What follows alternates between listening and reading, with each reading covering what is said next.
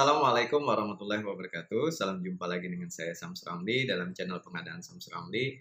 Sedikit hari ini kita akan membahas baru saja atau tadi sore lah saya mengupload ya sedikit agak kesal ya karena gemes gitu. Setiap pertanyaan yang masuk kepada saya, baik itu penyedia, baik itu Pokja, itu selalu menanyakan bahwa Pak Samsul bagaimana kalau KAK mensyaratkan ini, bagaimana kalau KAK mensyaratkan ini. Dan biasanya saya akan bertanya, ini tender atau seleksi? Kemudian dijawab, ini tender Pak. Di dalam dokumen pemilihan mensyaratkan ini, tapi di dalam KAK mensyaratkan ini. Saya digugurkan karena dokumen pemilihan. Sedangkan KAK tidak mensyaratkan itu. Nah, ini bagaimana sebenarnya itu dari penyedia. Kemudian ada juga dari Pokja, Pak, kami agak kesulitan mengevaluasi karena di dalam KAK mempersyaratkan ini, tapi di dalam dokumen pemilihan kami tidak mempersyaratkan ini. Mana yang harus kami acu? Ini seringkali terjadi. Jadi saya perlu menguraikan, menyampaikan kepada kawan-kawan PPK, kawan-kawan pendamping PPK, atau tim yang mendukung PPK, tolong disampaikan kepada PPK bahwa ketika proses tender yang digunakan itu bukan KAK tapi spesifikasi. KAK dalam proses pemilihan penyedianya yang digunakan hanya untuk konsultansi saja. Nah, jadi bagaimana tata cara penjelasannya secara substansi atau filosofinya? Jadi begini, pengadaan barang jasa sesuai dengan pasal 1 angka 1 disebutkan pengadaan barang jasa itu dimulai dari identifikasi kebutuhan. Kemudian identifikasi kebutuhan itu tentu belum tentu detail. Nah, identifikasi kebutuhan itu biasanya ada juga yang cuma berbunyi dengan saya membutuhkan ini untuk menjalankan program ini.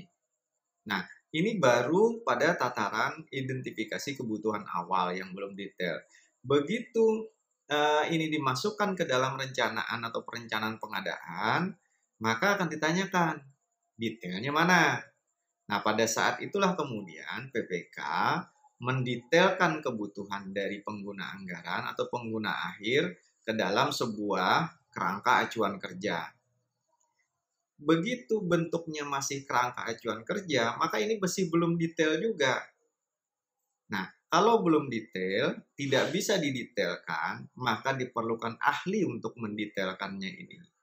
Nah, karena diperlukan ahli, maka diperlukanlah konsultansi. Konsultan untuk menyusun. Menyusun apa? Menyusun spesifikasi. Begitu spesifikasi disusun oleh konsultan, saya tidak bercerita hanya untuk konstruksi atau hanya untuk konstruksi saja gitu ya, tapi bercerita tentang substansi keseluruhan. Jadi ketika spesifikasi tidak bisa disusun sendiri oleh tim PPK, maka diperlukan ahli. Karena diperlukan ahli, maka muncullah pengadaan konsultan. Diseleksilah konsultan. Dalam rangka menseleksi konsultan diperlukan KAK saja.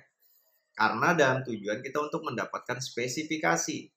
Tapi ketika ini sudah jenis pengadaannya adalah barang, jasa lainnya, konstruksi, maka sudah dipastikan ini berupa spesifikasi. Artinya PPK sudah punya detail terkait dengan spesifikasi. Maka ketika proses persiapan yang dilakukan adalah mendetailkan spesifikasi. KAK di mana? KAK sudah tidak berfungsi lagi atau tidak substansi lagi untuk dijadikan bahan dasar dalam menyusun atau melakukan setting paket di proses SPSE-nya. Inilah substansinya kenapa di Perlem 7 tahun 2018 pasal 23 ayat 2 dan 3 menyebutkan dengan tegas untuk barang jasa lainnya pekerjaan konstruksi menggunakan spesifikasi, sedangkan jasa konsultansi itu menggunakan KAK. Nah, mudah-mudahan saya sudah jelaskan secara filosofinya, kemudian saya jelaskan secara regulasinya, kemudian secara teknisnya. Mudah-mudahan tidak ada lagi PPK-PPK ketika prosesnya tender, KAK-nya diupload, speknya juga diupload. Ini untuk menghindari ada dua kriteria-kriteria. KAK itu bersifat umum, ada tujuan, latar belakang, dan seterusnya. Sedangkan spesifikasi langsung merujuk kepada speknya. Sehingga kalau sudah ada spesifikasi, KAK tidak diperlukan lagi. Kalau yang ada hanya KAK, berarti diperlukan spesifikasi yang disusun oleh konsultan. Maka dalam rangka memilih konsultan diperlukan KAK, dalam rangka pengadaan barang jasa lainnya atau pekerjaan konstruksi yang diperlukan adalah spesifikasinya.